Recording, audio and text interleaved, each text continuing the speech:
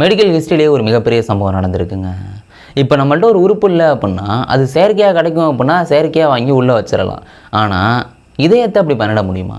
ஏன்னா நம்ம உடம்புல ரொம்ப முக்கியமான விஷயமே அந்த இதயம் தான். மற்ற விஷயங்களை கூட செயற்கை உறுப்பு தயார் பண்ணலாம். இதயங்கிறது ரொம்ப ரொம்ப இம்பார்ட்டண்ட்டான ஒரு விஷயம். அந்த இதயம் பண்ணுற வேலையை நம்ம உள்ள செயற்கையாக வைக்கிறது பண்ணி ஆகணும். அது எவ்வளோ கஷ்டமான ஒரு விஷயம். அப்படிப்பட்ட ஒரு செயற்கை உறுப்பை தயாரிக்கணும். இதுக்கு பார்த்துட்டிங்கன்னா அந்த காலத்தில் ட்ரை பண்ணிக்கிட்டே இருக்காங்க. அப்படி ட்ரை பண்ணாலும் ஒரு பெரிய லெவலில் சக்ஸஸ் கிடைக்கல. செயற்கை உறுப்பை தயார் பண்ணுறாங்க, அதை தயார் பண்ணி நாயிலெல்லாம் வச்சு பார்க்குறாங்க, பல விஷயங்கள் பண்ணுறாங்க, பெரிய லெவல் சக்ஸஸ் கிடைக்கல. ஆனால் இப்போ ஆஸ்திரேலியாவில் ஒரு சம்பவம் நடந்திருக்கு. ஒருத்தர் உடம்புக்குள்ளே இதயத்தை வச்சிடுறாங்க. அந்த ஆள் பார்த்துட்டிங்கன்னா அந்த செயற்கை இதயத்தோட ரோட்டில் எல்லாம் நடந்து போக முடியும். அவர் டிஸ்சார்ஜே பண்ணிடுறாங்க. இப்படிப்பட்ட ஒரு சம்பவம் ஆஸ்திரேலியாவில் நடந்துருக்குங்க. இந்த சம்பவத்தை பற்றி யோசிச்சு பாருங்களேன். ஆனால் இந்த செயற்கை இதயம் துடிக்காது. இப்போ இந்த மெடிக்கல் ஹிஸ்ட்ரியிலேயே நடந்த ஒரு சம்பவத்தை பற்றி தான் உங்கள்கிட்ட சொல்ல போகிறேன். எல்லாருக்கும் வணக்கம், நான் பாலாஜி பேசுகிறேன். சரி வாங்க அதை ஃபஸ்ட்லேருந்தே பார்க்க ஆரம்பிப்போம். முதல்ல பார்த்துட்டிங்கன்னா ஒட்டுமொத்த வேர்ல்டில் கிட்டத்தட்ட 800 கோடி பாப்புலேஷனை தாண்டி போய்கிட்டுருக்கு. இதில் பல நோய்கள் வந்துட்டு போய்கிட்டுருக்குது இல்லைங்க. இதில் ரொம்ப முக்கியமான ஒரு விஷயம், உயிரெடுக்கிற ஒரு விஷயம் அப்படின்னா அது இந்த இதயம் செயலிழக்கிறது. இந்த இதயம் செயலிழக்கிறது மட்டும் ஒரு வருஷத்துக்கு கிட்டத்தட்ட 26 மில்லியன் பீப்புளுக்கு நடக்குதும். அதில் ரொம்ப கிரிட்டிக்கலாக சில பேர்லாம் இருப்பாங்கள்ல, அவங்க டக்குன்னு இதயத்தை மாற்றி ஆகணும், இல்லாட்டி அவங்க இறந்து போயிடுவாங்க. இது மாதிரி சில பேர் இருந்துக்கிட்டே இருக்கிறாங்க. அவங்க டோனருக்காக வெயிட் பண்ணிகிட்டு இருப்பாங்க, யாராவது இதயம் கொடுப்பாங்கன்னு. ஆனால் யோசிச்சு பாருங்களேன், யார் இதயம் கொடுக்க முடியும்? இப்படி பல சிக்கல்கள் ஓடிக்கிட்டே இருக்குது. ஒரு வருஷத்தில் 26 மில்லியன் பேர் பாதிப்படைஞ்சால் வெறும் 6000 பேருக்கு தான் டோனர் கிடைக்குதான். யோசிச்சு பாருங்கள், உலகத்தில் 6000 பேருக்கு தான் இதயமே கிடைக்கும். அதில் நம்ம இந்தியாவுக்கெல்லாம் இதயம் பாதிப்படைஞ்சவங்களுக்கு எத்தனை பேருக்கு கிடச்சிருக்குன்னு யோசிச்சு பாருங்களேன். இது மாதிரி பல கிரிட்டிக்கலான விஷயம் இருக்குது. ஒரு ரியல் இதயம் கிடைக்கணும் அப்படின்னா ரொம்ப ரொம்ப ரொம்ப ஒரு கஷ்டமான விஷயம். இதுவே செயற்கையாக வச்சுட்டோம் அப்படின்னா பிரச்சனையே கிடையாதுல்ல. அதுக்காக பார்த்துட்டிங்கன்னா பல ரிசர்ச்சர்ஸ் ரிசர்ச் பண்ணிக்கிட்டே இருக்காங்க. எப்பா இதை எப்படி பண்ணா என்ன, அதை அப்படி பண்ணா என்ன அப்படின்னு கண்டுபிடிச்சிக்கிட்டே இருக்காங்க. பட் முதல்ல எப்போ கண்டுபிடிச்சாங்கன்னு கேட்டிங்கன்னா 1938ங்க. அன்றைய காலகட்டத்துக்கு பார்த்துட்டிங்கன்னா ஒரு பெரிய லெவலில் ஒரு டெக்னாலஜி வளர்ந்துட்டான்னு கேட்டிங்கன்னா கண்டிப்பாக இல்லைன்னு சொல்லி ஆகணும். ஆனால் அன்னைக்கே செயற்கை இதயத்தை தயார் பண்ணுறாங்க. அதை தயார் பண்ணி நாய் இருக்குல்லங்க, அந்த நாயோட உடம்புல வச்சு டெஸ்ட் பண்ணுறாங்க. இது நடக்குது முதல்ல. அப்பயே அதை பண்ணுறாங்க. அதுக்கப்புறம் வருஷங்கள் ஓடுது, ஒரு 20 வருஷம் ஆகுது. 1957 பார்த்துட்டிங்கன்னா பயங்கரமான ஒரு கண்டுபிடிப்பாளருங்க. இந்த செயற்கை உறுப்பெல்லாம் அதிகம் கண்டுபிடிச்சிருக்காரு. இவர் பார்த்துட்டிங்கன்னா செயற்கையாக ஒரு இதயத்தை ரெடி பண்ணுறாரு. ரெடி பண்ணிவிட்டு நம்மளும் இந்த நாயை வச்சு டெஸ்ட் பண்ணுவோம் அப்படின்னு நாய்க்குள்ளே அதை வைக்கிறார். நாய்க்குள்ளே வச்சு சக்ஸஸ் ஆகிட்டான்னு கேட்டிங்கன்னா 90 நிமிஷம் அந்த நாய் உயிரோடு இருக்குது. அதுக்கப்புறம் இறந்து போயிடுது. எப்பா இது ஒரு பெரிய கண்டுபிடிப்புப்பா, நம்ம இதை டெவலப் பண்ணுவோம்ப்பா அப்படின்னு அப்படியே டெவலப் பண்ணிட்டு போய்கிட்டே இருக்காங்க. இப்படி வருஷங்கள்லாம் ஓடுது. இப்படி போகும்போது தான் பார்த்துட்டிங்கன்னா ஒருத்தர் ரொம்ப முடியாமல் போகிறார். அவருக்கு கிட்டத்தட்ட இறந்து போகிற நிலமையில் இருக்காருன்னு வைங்களேன். அவருக்கு என்ன பண்ணுறாங்கன்னா உடனே ஒரு செயற்கை இதயம் அப்போ கண்டுபிடிச்சிருக்காங்க 1969. அந்த இதயத்தை மாற்றிடுறாங்க. அதை அப்படி மாற்றிட்டு கிட்டத்தட்ட 64 மணி நேரத்துக்கு நெருக்கமாக ஓடிக்கிட்டே இருக்குது. அவர் நல்லா தான் இருக்கிறாப்புல. செயற்கை இதயத்தை பொருத்திருக்கிறாங்க. அப்படியே டாக்டர்ஸ் எல்லாம் உன்னிப்பாக கவனிச்சிக்கிட்டு இருக்காங்க. 64 மணி நேரம் ஓடுது. டோனரோட இதயமும் வருது. அந்த இதயத்தை 64 மணி நேரம் கழித்து மாற்றிடுறாங்க. ரொம்ப நல்லபடியாக இருக்குது. ஆனால் சோகம் என்னென்னா செயற்கை இதயம்லாம் சக்ஸஸ் ஆகுது, இந்த இதயம் மாற்றிடுறாங்க. ஆனால் இந்த ஒரிஜினல் இதயத்தை மாற்றி 32 மணி நேரத்துக்குள்ளே நுரையீரல் பிரச்சனையால் அவர் இறந்து போகிறாரு. இது மாதிரி பல சோதனைகள் பண்ணிக்கிட்டே இருக்கிறாங்க. ஏன்னா மக்களுக்கு ஒரு விஷயம் நல்லதாக பண்ணிவிடுவோம் அப்படின்னு டாக்டர்ஸும் ட்ரை பண்ணுறாங்க. பட் ஒரு பெரிய லெவல் சக்ஸஸ் இல்லாமல் போயிட்டுருக்கு. 2000வது காலகட்டம் வருதுங்க. அப்போ பார்த்துட்டிங்கன்னா ஒரு கம்பெனி அப்படின்னு சொல்லலாம், சின்கார்டியா அப்படின்ட்டு பார்த்துட்டிங்கன்னா ஒரு செயற்கை இதயங்க. இது ஒரு பிளாஸ்டிக்கால் செஞ்சது அப்படின்னு வைங்களேன். இந்த இதயம் பயங்கர ஃபேமஸ் ஆகுது. ஒரு செயற்கை இதயம் மாதிரி ஒரு குறிப்பிட்ட காலத்துக்கு நம்மளோட இதயத்தில் வச்சுக்கலாம், நம்ம உயிரோடு இருக்கலாம், ஒரிஜினல் இதயம் கிடைக்கிற வரைக்கும் இந்த செயற்கை இதயத்தை வச்சுக்கலாம் அப்படிங்கிற மாதிரி கண்டுபிடிக்கப்பட்ட ஒரு இதயம். இப்போ இன்னைக்கு காலகட்டத்துக்கு வரைக்குமே இந்த சின்கார்டியா இதயம் நிறையா பேர் வாங்கியிருந்திருக்காங்க. 2000 பேருக்கு நெருக்கமாக இதை வாங்கியிருக்கதா சொல்லப்படுது. பட் எக்ஸாக்டான நம்பர் எவ்வளோ அப்படின்னு தெரில. இதை வாங்கி ஒரிஜினல் இதயம் கிடைக்கிற வரைக்கும் இது யூஸ் பண்ணுவாங்க. இது நடந்துக்கிட்டு இருக்குது. அப்படியே சின்கார்டியா இதயம் ஃபேமஸாக ஓடிக்கிட்டு இருக்கும்போது பேரலாக ஒரு சம்பவம் நடக்குது.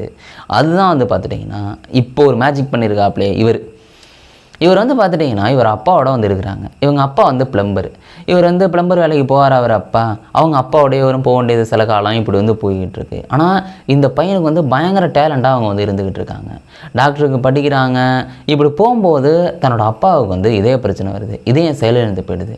இப்படி போனதுக்கப்புறம் சரி என்னடா அது என்ன பண்ணுறது அப்படின்னு தெரியாமல் வந்து இவங்க இருந்துக்கிட்டு இருக்காங்க. நம்ம அப்பா மாதிரி வேறு யாரையும் இறக்கக்கூடாது அப்படின்னு ஒரு முடிவு பண்ணுறாரு. இவர் ஏற்கனவே டாக்டர் தானே படிச்சிருக்காரு.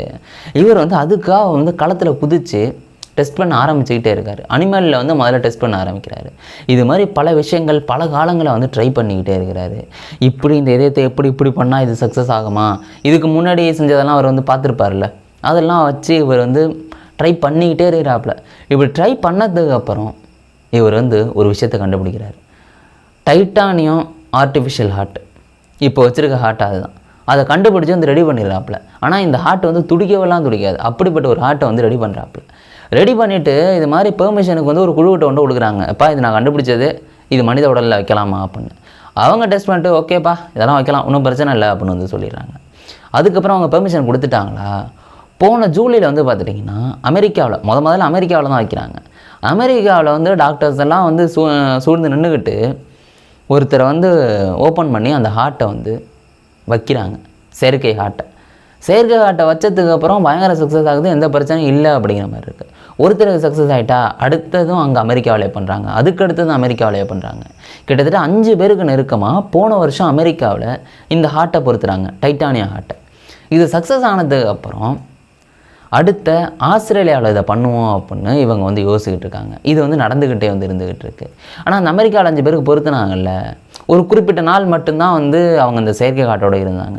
அதுக்கப்புறம் வந்து ஒரிஜினல் டோனர் கிடச்சிட்றாங்களா. அது டோனர் கிடச்சதுக்கப்புறம் செயற்கை அதை பிடுங்கிட்டு ஒரிஜினல் இதை வந்து வச்சுட்டாங்க. இப்படி இது நடந்துக்கிட்டு இருக்குது. ஆனால் ஆஸ்திரேலியாவில் நடந்த சம்பவம் ஒரு பெரிய சம்பவம். இந்த ஆஸ்திரேலியாவில் ஒரு 40 வயசான ஒரு ஆளுங்க. இவருக்கு வந்து பார்த்துட்டிங்கன்னா ஹார்ட் வந்து செயலிழக்கிற நிலைமையில் இருக்குது. ரொம்ப மோசமான நிலைமையில் இருக்கிறாப்புல. இவர் ஹாஸ்பிட்டலில் அட்மிட் ஆகிருக்கார். இவருக்கு வந்து இந்த ஆப்ரேஷனை பண்ணிடுவோம் அப்படின்னு டாக்டர்ஸ்லாம் சூழ்ந்து 6 மணி நேரம் வந்து ஆப்ரேஷன் பண்ணுறாங்க. இந்த செயற்கை இதயத்தை உள்ளே வந்து பொருத்துறாங்க. உள்ளே பொருத்திட்டு வந்து செக் பண்ணுறாங்க, இப்போ எதுவும் கிரிட்டிக்கலான சுச்சுவேஷன் இருக்கா அப்படின்னு. அவர் நல்லா இருக்கிறாப்புல, எந்த பிரச்சனையும் இல்லாமல் இருக்குது. அதுக்கப்புறம் வந்து 1 வாரம் வந்து அந்த ஐசியூலேருந்து வச்சுருக்காங்க. இப்படி வந்து ஓடிக்கிட்டே இருக்குது. நல்லபடியாக வந்து எந்த பிரச்சனையும் இல்லாமல் இருக்குது. அதுக்கப்புறம் நார்மல் வார்டுக்கு மாற்றி வந்து பத்திரமா வந்து பார்த்துக்கிட்டு இருக்காங்க, உன்னிப்பாக கவனிச்சிக்கிட்டு இருக்காங்க. எந்த பிரச்சனையும் இல்லாமல் இருக்குது. போன நவம்பர் 2024 இவருக்கு இந்த ஆப்ரேஷனை பண்ணுறாங்க. இந்த பிப்ரவரி வரைக்குமே வந்து பார்த்துட்டிங்கன்னா அவர் ஹாஸ்பிட்டலில் தான் வந்து இருக்கிறாரு. டாக்டர்ஸ் எல்லாம் கவனிச்சிக்கிட்டு இருக்காங்க. ஆனால் பிப்ரவரி முடிஞ்சதுக்கப்புறம் எப்பா நீங்கள் நல்லா இருக்கீங்க, நீங்கள் வந்து வீட்டுக்கு போகலாம் அப்படின்னு வந்து அனுப்பிவிட்றாங்க. ஏன்னா இப்படியே வந்து அவங்க ரொம்ப நாளைக்கு வாழ்ந்துடலாமான்னு கேட்டிங்கன்னா அதெல்லாம் முடியாது. ஒரு குறிப்பிட்ட காலத்துக்கு வந்து அவங்க வந்து இருக்கலாம். இப்படி டோனர் கிடச்சிட்டா அந்த ஹார்ட்டை வந்து மாற்றிக்கணும். இப்படி பிப்ரவரியிலேருந்து வீட்டுக்கு வந்துடுறாரா. அவர் நல்ல நேரம் இந்த மார்ச்லேயே வந்து அவங்களுக்கு வந்து ஒரு டோனர் கிடச்சிட்றாங்க. உடனே ஹாஸ்பிட்டலில் போய் அந்த ஒரிஜினல் ஹார்ட்டை வந்து மாற்றிடுறாங்க. இது வந்து நடக்குது. ஆனால் 105 நாள் நம்மளோட ஒரிஜினல் இதயம் இல்லாமல் டைட்டானிய இதயத்தை வச்சு உயிரோட வாழ்ந்துருக்காருங்க. அதை யோசிச்சு பாருங்கள். உள்ளே வந்து ஒரு டைட்டானிய இதயம் துடிக்காமல் வந்து அதோட வேலையை செஞ்சுக்கிட்டு இருக்குது. நினச்சி கூட பார்க்க முடியல. 105 நாள் கழித்து ஒரிஜினல் இதயத்தை போய் வந்து மாற்றிடுறாப்புல. இந்த டைட்டானிய இதயம் வந்து எப்படா வேலை செஞ்சோம் என்னடா பண்ணும் அப்படின்னு கேட்டிங்கன்னா, இந்த டைட்டானிய இதயத்தை வந்து உள்ளே வைக்கிறாங்கல்ல, அது வந்து இந்த துடிக்காமல் எப்படி செயல்படுதுன்னா, உள்ளே வந்து ஒரு சக்கரை மாதிரி வச்சுருப்பாங்க அப்படின்னு வைங்களேன். சக்கரம் அப்படின்னா எதுலேயும் இப்போ உரையாலாம் வரையாது. அதுக்குன்னு வந்து மேக்னெட்டிக் வச்சு சுற்றுற மாதிரி வந்து பண்ணியிருந்திருக்காங்க. இப்படி உள்ள அந்த டெக்னாலஜி வந்து ரெடி பண்ணிடுறாங்க. ஆனால் இதுக்கு வந்து பேட்ரி பேக்கப் வந்து வேணும். அந்த பேட்ரியும் வந்து வெறும் 4 மணி நேரத்துக்கு தான் வந்து சார்ஜ் நிற்கும். இதுக்கு என்ன பண்ணுறாங்கன்னா, வெளில வந்து ஒரு ஒயர் இருக்கும். அந்த ஒயர் வழியாக வந்து இங்கே பேட்ரி வந்து சார்ஜ் பண்ணணும். 4 மணி நேரத்துக்கு ஒரு தடவை சார்ஜ் போட்டுக்கிட்டே இருக்கணும். அதுக்கு வந்து அலர்ட் கொடுக்கும், உங்களுக்கு சார்ஜ் முடிய போகுதுப்பா, நீங்கள் சீக்கிரம் சார்ஜ் போடுங்க அப்படின்னு சொல்லும். அதுக்கப்புறம் போய் சார்ஜ் போட்டுடணும். சரிடா இதெல்லாம் ஓகே, 4 மணி நேரத்துக்கு ஒரு தடவை சார்ஜ் போட்டலாம் அப்படின்னு நீங்கள் நினைப்பீங்க. ஆனால் நைட்டு தூங்கும்போது என்ன பண்ணணும்னா, அதுக்கு வந்து ஒரு விஷயத்தை வந்து பண்ணி வச்சுருக்காங்க. ஒரு அது என்ன பேக்கப்புன்னு தெரில, அது வழியாக வச்சு நைட்டும் வந்து தூங்கிடலாம், எந்த பிரச்சனையும் கிடையாது. இப்படி தான் இந்த ஆள் வந்து 105 நாளைக்கு நெருக்கமாக உயிரோட வந்து வாழ்கிறாப்புல. அதுக்கப்புறம் ஒரிஜினல் இதயத்தை வந்து மாற்றிடுறாங்க. இப்படி ஒரு மிகப்பெரிய சக்ஸஸ் வந்து ஆஸ்திரேலியாவில் நடக்குதா. இதை வந்து உலகம் ஃபுல்லாக பரவ ஆரம்பிக்குது. எப்பா இப்படிப்பட்ட ஒரு சக்ஸஸ் கிடச்சிட்டுப்பா, மெடிக்கல் ஹிஸ்ட்ரியிலே ஒரு மிகப்பெரிய சம்பவம்ப்பா அப்படின்னு வந்து சொல்ல ஆரம்பிக்கிறாங்க. அமெரிக்காவில் முதல் சக்ஸஸ் ஆகிட்டா, இங்கே ஆஸ்திரேலியாவில் 2வது சக்ஸஸ் ஒரு மிகப்பெரிய சக்ஸஸ் இது. ஆனால் இப்போ இதில் காசை கொட்டி இதில் வந்து இன்னும் எப்படி டெவலப் பண்ணலாம், இப்போ ஒரு 105 நாளைக்கு வந்து இது யூஸ் பண்ணியிருக்காரு, இதை ஏன் லாங் டேர்முக்கு வந்து யூஸ் பண்ணக்கூடாது?